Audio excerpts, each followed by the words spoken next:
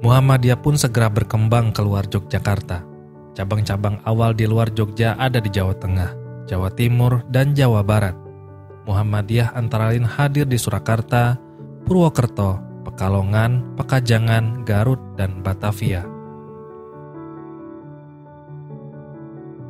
Seperti saya sampaikan tadi, salah satunya adalah lewat jaringan perdagangan. Nah, jaringan perdagangan itu menjadikan Muhammadiyah berkembang di tempat-tempat yang mapan. Jadi kalau kita lihat kota-kota yang awal Muhammadiyah berkembang itu adalah kota-kota besar. Surakarta, Surabaya, Semarang, Cirebon. Ya, dan masyarakat yang secara kolektif bergabung ke Muhammadiyah adalah masyarakat Muslim Sumatera Barat, yang itu adalah juga punya tradisi perdagangan. Jadi ini salah satu atau cara pertama Kiai Dahlan mengembangkan Muhammadiyah melalui jaringan para saudagar. Kemudian yang kedua, Kiai Dahlan masuk ke lingkungan kaum terdidik, ya, kelompok-kelompok sekolah. Kita ingat bagaimana ceritanya Presiden Soekarno itu menceritakan beliau sangat terkesan ketika pertama kali mengikuti pengajiannya Kiai Dahlan di Surabaya, di Peneleh. Sejak itu kemudian selama Kiai Dahlan di Surabaya, Bung Karno itu ngintil, ya, kemanapun ikut, sampai kemudian cinta mati sampai mati terhadap Muhammadiyah. Dan itu banyak tokoh-tokoh yang kemudian terpengaruh oleh gagasan modern yang Islam modern yang dibawa oleh Kiai Dahlan karena selaras dengan nilai-nilai dan logika kaum terpelajar berdasarkan ilmu pengetahuan, berdasarkan basis birokrasi gitu.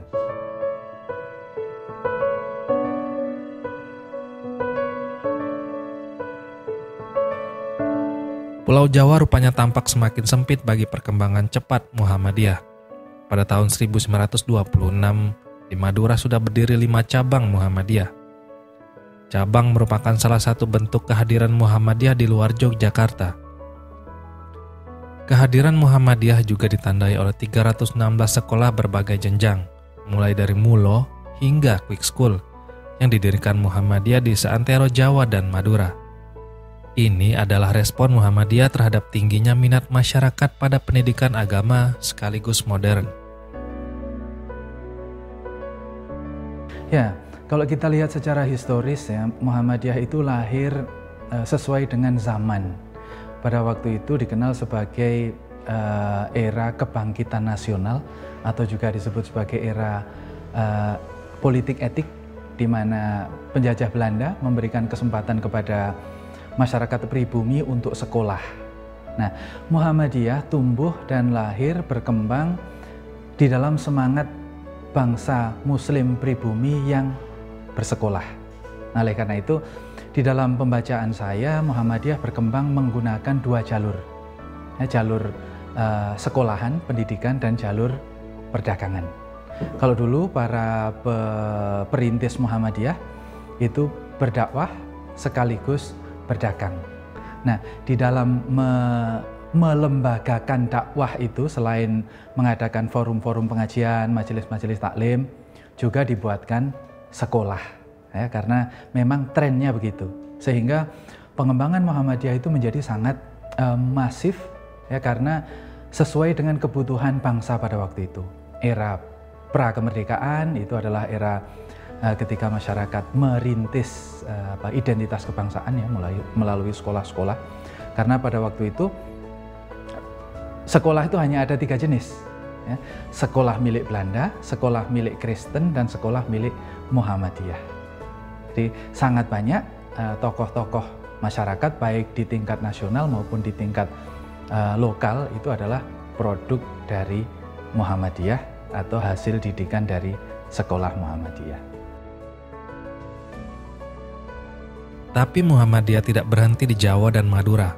Pulau besar di barat Jawa, Sumatera, adalah tempat persemaian berikutnya. Perkembangan Muhammadiyah keluar Jawa dan Madura, dalam hal ini Sumatera, tidak bisa dilepaskan dari sosok Haji Rasul, pemimpin kaum muda terkemuka dan pemimpin sekolah agama modern Tawalib di Minangkabau. Dalam sebuah kunjungannya ke Yogyakarta pada tahun 1925, Haji Rasul bersua dengan Kiai Dahlan. Ia kagum dengan bagaimana Muhammadiyah memahami ajaran agama Islam. Dalam pandangan Haji Rasul, di Muhammadiyah, agama tidak diperdebatkan, tetapi diimplementasikan dalam kehidupan sehari-hari demi kemajuan umat. Tak hanya cerita yang dibawa pulang Haji Rasul ke Minangkabau. Sesampainya di kampung halaman, ia dan koleganya mendirikan cabang Muhammadiyah pertama di luar Jawa dan Madura. Muhammadiyah cabang Sungai Batang, Sumatera Barat. Pengaruh Haji Rasul sangat kuat di Minangkabau, dan cabang Muhammadiyah yang dipelopori dengan segera menarik minat masyarakat Minangkabau. Tak hanya Muhammadiyah yang berkembang pesat di ranah Minang, tetapi juga Aisyah. Dari sinilah lahir ungkapan yang mengatakan Muhammadiyah lahir di Yogyakarta, Minangkabau membesarkannya. Selain Minangkabau, Aceh adalah wilayah lain di Sumatera di mana Muhammadiyah tumbuh dengan cepat pada paruh kedua era 1920-an. Ya, kerana Muhammadiyah itu bergerak dalam suatu bingkai negara bangsa. Jadi memang Muhammadiyah bergerak di sini gitu ya. Wilayah operasionalnya itu memang di Indonesia. Jadi sangat penting. Oleh sebab itu Muhammadiyah semestinya dia mewarnai Indonesia ini. Karena Anda bandingkan dengan gerakan Islam lainnya, Muhammadiyah sangat menasional. Tidak menumpuk suatu provinsi, tidak menumpuk suatu daerah, tapi berkembang di mana-mana.